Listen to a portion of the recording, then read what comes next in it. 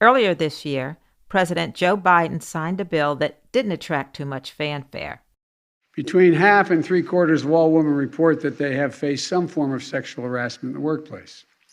And too often, they're denied a voice and a fair chance to do anything about it. Today, we send a clear and strong message that we stand with you for safety, dignity, and for justice. The bill banned the use of something called forced arbitration in sexual misconduct cases. Basically, it means that now, if you experience harassment or assault in the workplace, you can't be forced to work the problem out with a mediator instead of bringing a lawsuit. In most news publications, the bill barely made a splash. But for some activists, the bill represented the culmination of a long-held goal. That was a Me Too bill that was specifically advocated for in the terms of that movement. You know, it took 5 years or 4.5 years for it to pass and be signed into law, but the movement is what got it there. Christina Cauterucci is a senior writer at Slate, and she says that these days it's hard to remember a time when Me Too was not an instantly recognizable phrase. Activist Tarana Burke founded an organization by that name in 2006 to support survivors of sexual assault. Then, in October of 2017, it took on a new significance with the release of bombshell reporting that exposed famed movie director Harvey Weinstein for a pattern of sexual assault and misconduct within Hollywood. The wall of silence surrounding Harvey Weinstein officially collapsing. Today, new accusations of sexual assault, including rape. Even Hollywood A-listers Angelina Jolie and Gwyneth Paltrow raising their voices, adding to the avalanche of accusations. The whole season for me was a mix of nausea and exhilaration. I just remember being completely, almost like my life was saturated in those months with these deep and uncomfortable questions, and almost like every day coming to work and wondering, who are we going to hear from next? And what public figure is going to be unveiled as a perpetrator of abuse? And it occurs to me that Me Too was the kind of story that was impossible to ignore and for many painful to cover. But on the other hand, there was also something so obvious about its rallying cry. No one in any workplace should be subjected to sexual coercion, harassment, or violence. When you think back on the movement, do you think there was some power to its very simplicity and self-evident nature? I do, because it was easy for anyone to find an entrance point to. Although it was, broadly a movement for gender equity, we're all implicated by gender, no matter what gender we have. This wasn't something that people could say, it's terrible that it happened to those people, but, I've never witnessed something like that, or I'm not part of a leadership team that has to consider this issue.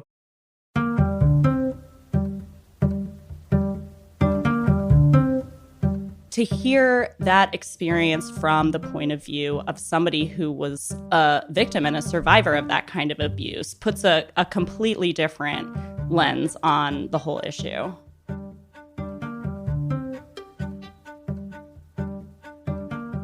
Today on the show, the legacy of Me Too.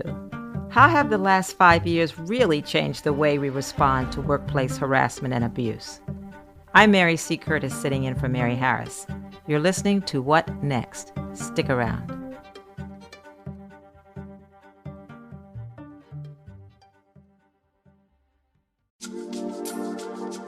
What Next is brought to you by Progressive. What is one thing you'd purchase with just a little extra savings? A weighted blanket, a smart speaker, that new self-care trend you keep hearing about. Well, Progressive wants to make sure you are getting what you want by helping you save money on car insurance. Drivers who save by switching to Progressive save over $700 on average, and customers can qualify for an average of 6 discounts when they sign up. Discounts like having multiple vehicles on your policy. Progressive offers outstanding coverage and award-winning claim service. Day or night, they have customer support 24/7, 365 days a year. When you need them most, they are at their best. A little off your rate each month goes a long way. Get a quote today at Progressive.com and see why 4 out of 5 new auto customers recommend Progressive. Progressive Casualty Insurance Company and Affiliates. National annual average insurance savings by new customers surveyed who saved with Progressive between June 2020 and May 2021. Potential savings will vary. Discounts vary and are not available in all states and situations.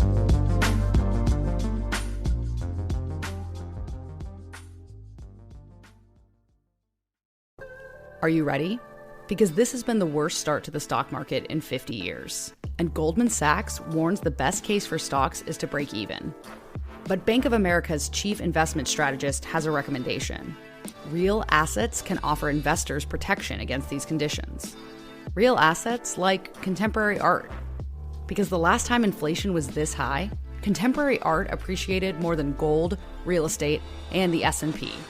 Masterworks is opening up this contemporary art market to investors with over 550,000 members and $500 million in art under management. Even as recently as August, Masterworks sold a painting for a 33.1% net return to their investors. Masterworks paintings have sold out in minutes, and there is a wait list, but you can skip it by using promo code WhatNext at masterworks.com. That's masterworks.com, promo code WhatNext. See important Regulation A disclosures at masterworks.com/CD.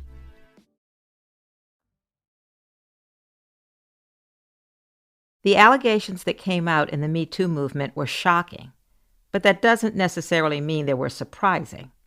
Especially in the entertainment industry, the difference Me Too made was that it allowed survivors to say the quiet part out loud.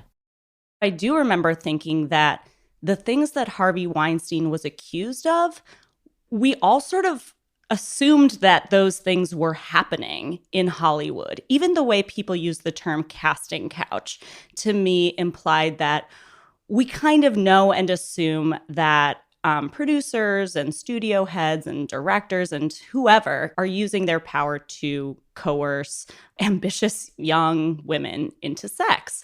And, you know, obviously Harvey Weinstein was accused of and convicted of doing all manner of repulsive and terrible things.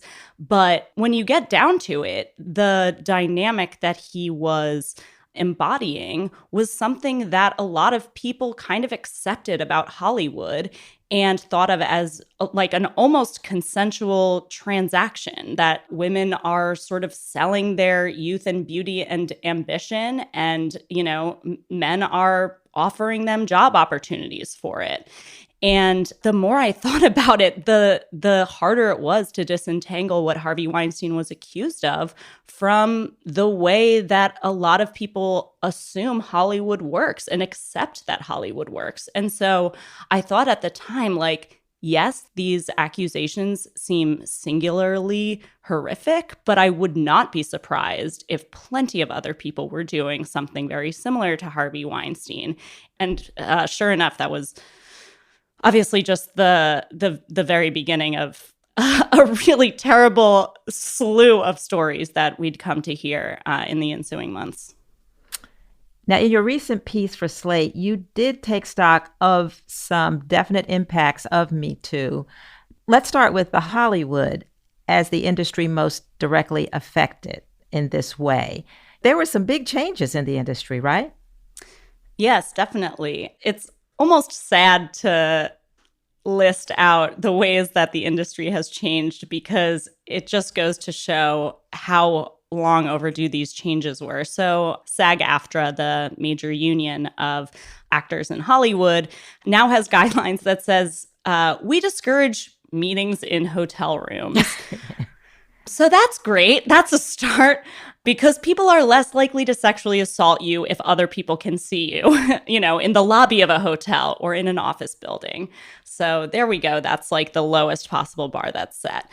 But there was a study that came out of producers who had worked with Harvey Weinstein. And, you know, there are many dozens of producers who have worked with him over the course of his career. And they found that these producers were far more likely to hire women writers after what happened with Harvey Weinstein. So again, kind of sad that this is what it took for producers to think like, yeah, maybe we need some more women in the room. And what sorts of new films could we make if women's voices were represented? Or maybe just like, let's make sure that I don't seem like as much of a jerk as Harvey Weinstein.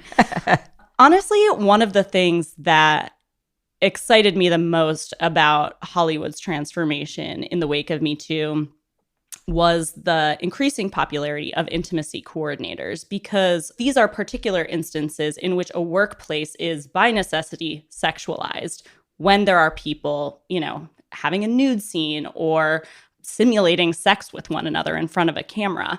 And, we did hear a lot of people saying, I felt abused or I felt violated in these situations, or someone used that as an opportunity to sort of go too far in the course of filming this scene. Now Hollywood has a third party there to say, we're setting boundaries in advance. I'm going to be here to go through it with you. And we know exactly what is and isn't acceptable before we go into this, so that if somebody crosses that boundary, we know that it was a boundary crossing. We all agreed to it in advance, and I was here to watch you do it. And I think that was an incredibly overdue but powerful way to ensure that even when sex is part of the job, there's no reason for a sexual violation to take place. And Me Too's impacts weren't confined to the entertainment realm. In November of 2017, a group of Latina farm workers wrote a letter of solidarity to the stars who'd spoken out about their experiences. In the letter, the women claimed to be out of sight and out of mind for most people in this country. And they explained that they also face routine and systemic sexual harassment on the job. Crazy enough, Hollywood listened. And a number of celebrities poured money into an organization that would pay for lawyers in misconduct cases brought on by low-income workers. We're talking millions and millions of dollars, was then set up into a legal defense fund administered by the National Women's Law Center, which is a very effective and long-standing advocacy group, in order for this law center to be able to pay attorneys to take on cases that maybe the attorneys wouldn't have been able to take on because the people alleging those things don't have enough money to hire a good lawyer to advocate for them. And there have been thousands of people in all industries across the U.S. who are now able to bring a case against their employers or somebody in their workplace because of the money that women in Hollywood decided to put to this cause. And this is where the movement changes from just awareness raising or consciousness raising, which I actually think in this movement was a lot more powerful than a lot of other quote unquote awareness raising movements were. But this gives it some actual teeth. And to say this sexual harassment is not just something that can be stopped interpersonally, but we need to make it extremely unattractive for businesses to condone and turn a blind eye to sexual harassment. I wanted to ask you a little bit more about that because I am curious about how the Hollywood movement did affect people in factories and fields, blue collar, pink collar workers. So that's interesting to hear that gave movement to some activity in those other areas. Have laws changed in meaningful ways that affect everyone? They actually have. There have been several states, more than a dozen states, that have passed laws banning non-disclosure agreements, either, in general or specifically in sexual harassment and assault settlements, which during the course of Me Too, non-disclosure agreements really came out as one of the major barriers to people going public with their claims of sexual assault and harassment, thus allowing perpetrators to go on to violate somebody else. There's also been plenty of states reconsidering their laws about sexual harassment and extending the statute of limitations so that people who don't realize what they experienced was sexual harassment until years later can now go back and hold the perpetrators to account. Again, these laws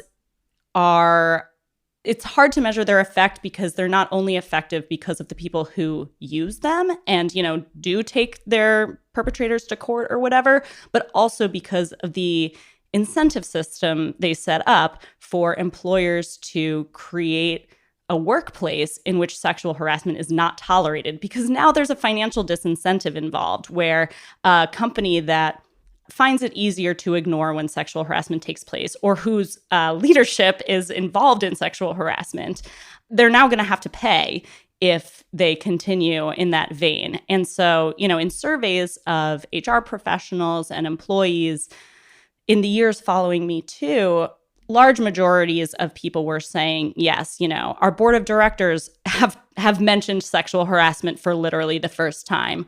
Or, now it's the law in our state that we have to have a policy about it and a mandatory training about it. Who knows how effective trainings is, but you know what? It's a step. One way that people do tend to tally up the wins and losses when they're talking about Me Too is to take stock of who is and who isn't prosecuted and incarcerated for sex crimes. For example, in many ways, Weinstein's 2020 trial in New York was seen as a referendum on Me Too. So why might a reporter like you reject this framing of the movement? Because first of all, the Me Too movement wasn't just about, in my opinion, a handful of the very worst actors in our society or in Hollywood and the people with the highest tally of individuals they victimized. It was, at its core, about changing the way we think about sexual power dynamics and what is and isn't appropriate in the workplace and outside the workplace. So if the most visible and most, the committer of the most repulsive acts was convicted, I think that's the very least of what Me Too should have expected and wanted. These are extremely complicated issues that the criminal justice system is often incapable of solving and addressing. Add to that the fact that a lot of the offenses that people were bringing up during Me Too weren't necessarily crimes. They were instances of abuse of power or interpersonal violations that we as a society should want to prevent and rethink and stop, but aren't and maybe shouldn't be addressed by, a judge or a jury. We'll be right back.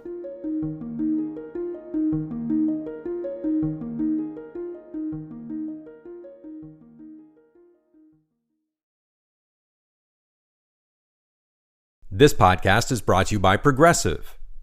What's one thing you'd purchase with a little extra savings? A weighted blanket? Smart speaker? That new self-care trend you keep hearing about?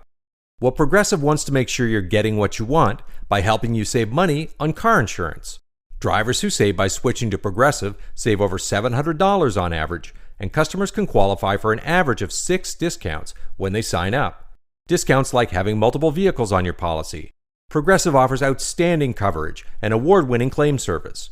Day or night, they have customer support 24/7, 365 days a year. When you need the most, they're at their best. A little off your rate each month goes a long way. Get a quote today at Progressive.com and see why 4 out of 5 new auto customers recommend Progressive. Progressive Casualty Insurance Company and Affiliates.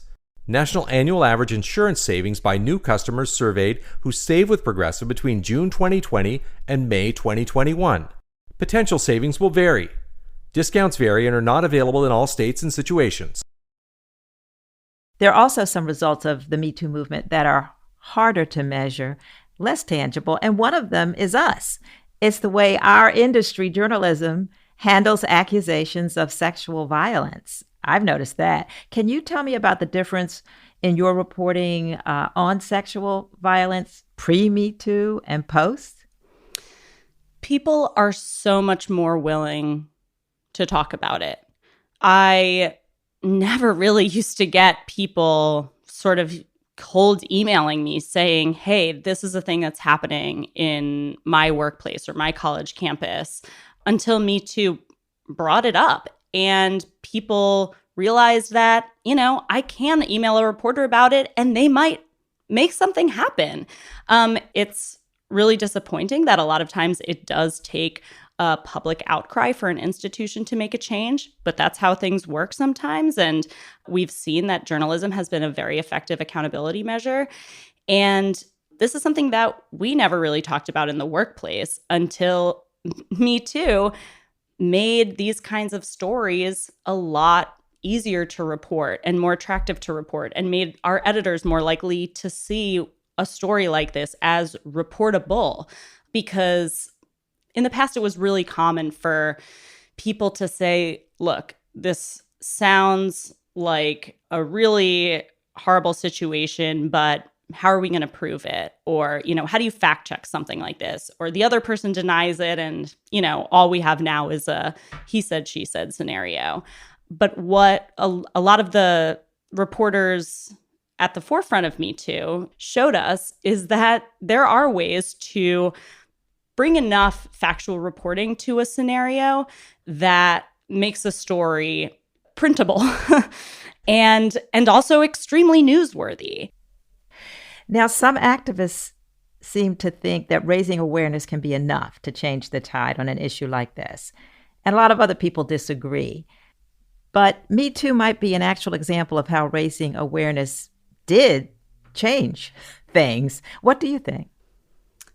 I would agree with that. I'm extremely skeptical of the concept of raising awareness because so many of the things that we hear awareness being raised of, we are already aware of. Sexual harassment and assault is not one of those issues. I think a lot of people have a very abstract awareness of it, but are uncomfortable talking about it.